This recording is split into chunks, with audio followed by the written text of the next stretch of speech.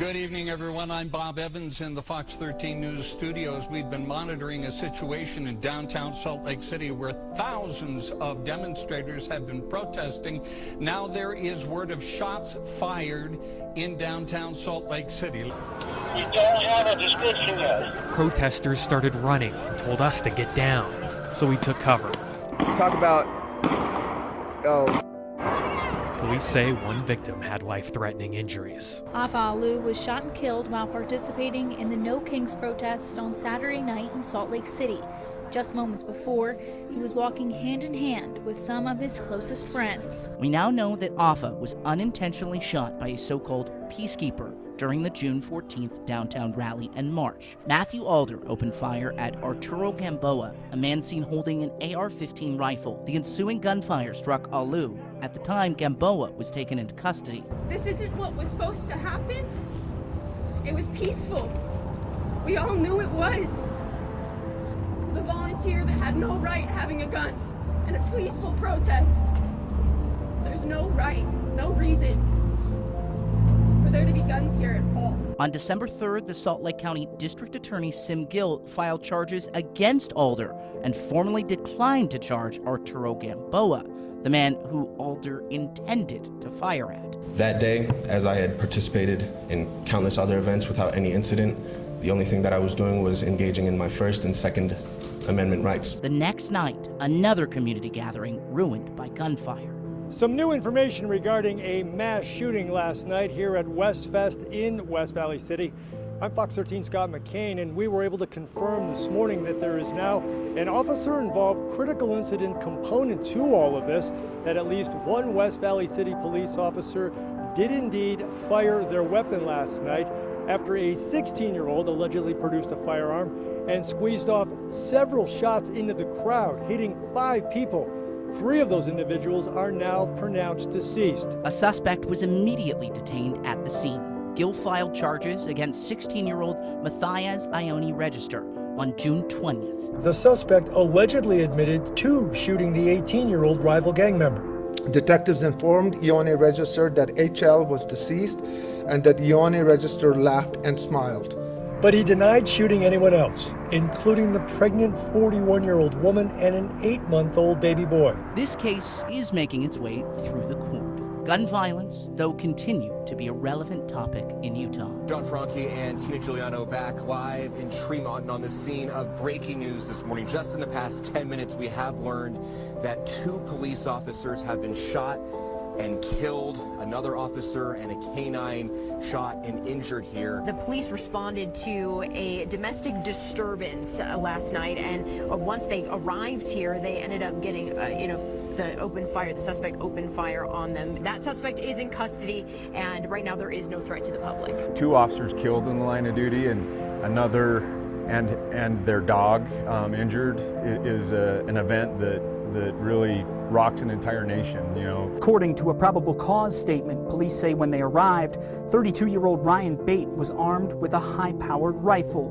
Police say Bate shot and killed 2 Tremonton officers and endangered others as well. These neighbors wanted to emphasize their appreciation both for Sergeant Lee Sorensen and Officer Eric Estrada, calling it bravery in the most serious of circumstances. Officer Estrada was laid to rest on August 28th, and Sergeant Sorensen was laid to rest the next day on the 29th. The state is seeking the death penalty in Ryan Bates' case. And we are breaking in right now to let you know something has happened at Utah Valley University. A man named Charlie Kirk, a conservative podcaster, was there at UVU speaking on campus in a planned event. There was something that sounded like a gunshot. And then some people are reporting that Charlie Kirk was hit. We were like 15-20 minutes in. It was only the second question. We were like second row.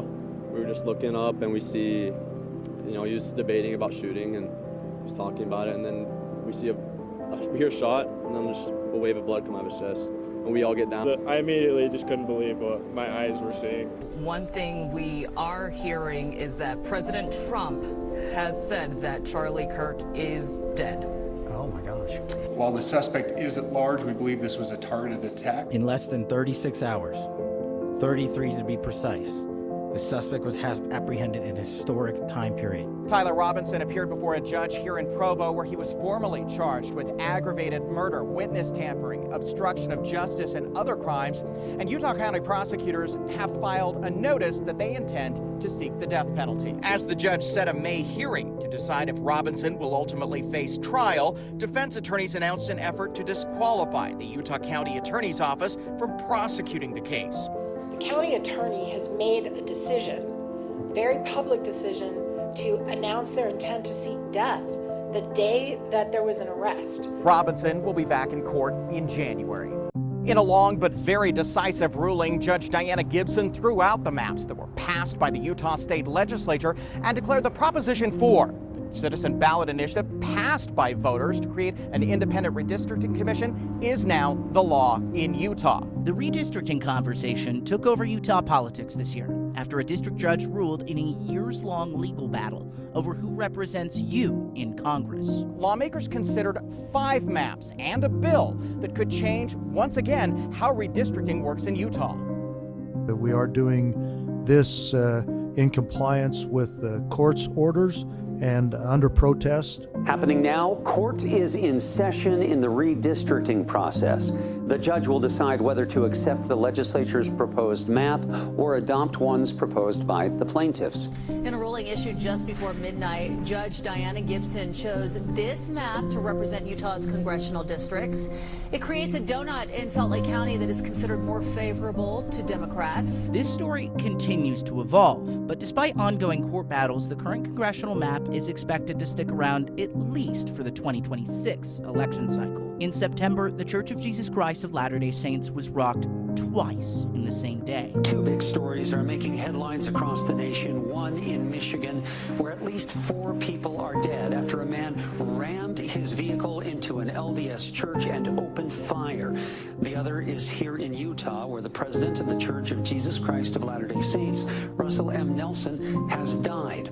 Church officials say he passed away shortly after 10 o'clock last night at his home in Salt Lake City. At 101 years old, President Nelson was the oldest president in church history, but he got a lot done.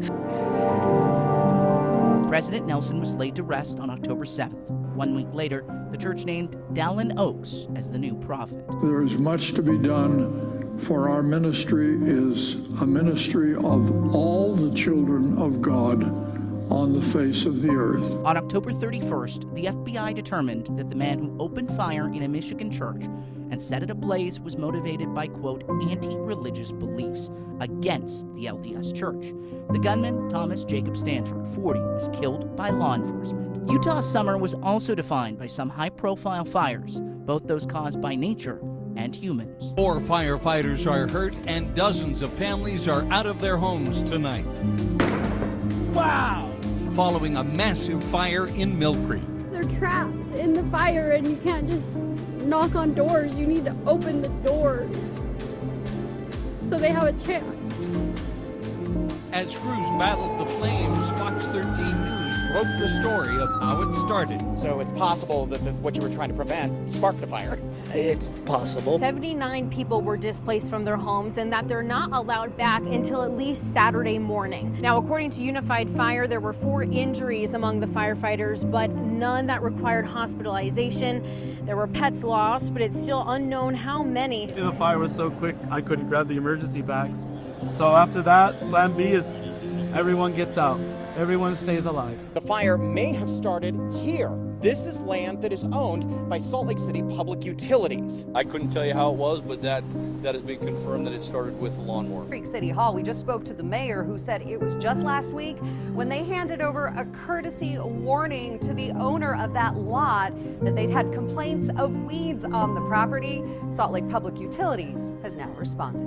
It is my understanding that the fire did start on our property and that it may have started because we were operating some equipment to remove some of the grasses and weeds that were on the property. One of our city council members actually got a resident complaint or request about high weeds in this area. Days after the fire broke out, Salt Lake City Mayor Aaron Mendenhall called for an immediate audit of all maintenance on city-owned lands.